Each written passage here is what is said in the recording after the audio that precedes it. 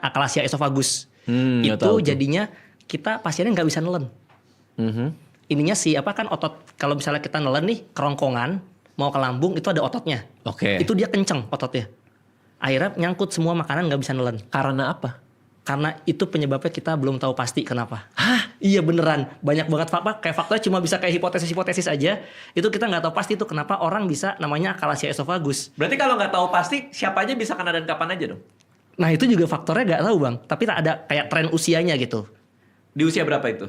Biasanya semakin tua semakin bisa kena. Tapi Astaga. masalahnya kadang yang datang ke RSCM yang muda-muda gitu. Jadi dia nggak bisa nelen karena ini kenceng. Kenceng di otot. Kan kita kan harusnya kalau misalnya abis nelen supaya aliran dari lambung makanannya nggak balik ke atas, itu kan dikunci. Ya. Nah ini kekunci terus, kenceng gitu. Ototnya ngunci, jadinya Oke. dia nggak bisa nelen. Itu Kalau dia nelen apa yang terjadi?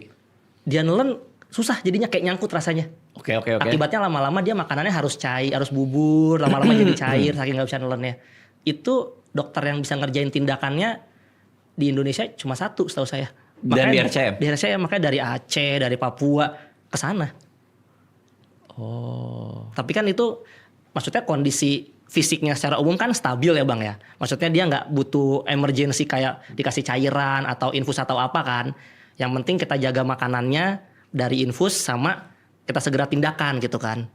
Oh. Tapi itu ada yang kayak gitu. Itu kalau tindakan diapain? Ketika dia udah ngunci di sini, apa yang harus dilakuin? Biasanya kalau pertama endoskopi tuh dibersihin dulu tuh. Dibersihin dulu. Kalau udah bersih diukur kekuatan ototnya di sininya, kayak ada pengukurannya, ada alatnya, pakai endoskopi juga. Kalau udah ketahuan memang fix penyebabnya itu, nanti kayak dipotong kecil-kecil gitu bagian itu udah sangat subspesialistik sih bang, kayak dipotong kecil-kecil gitu. Dokter Ototnya. apa yang ngerjain itu? Konsultan gastroenterohepatologi. Kalau di Indonesia Dr. Ahmad Fauzi namanya.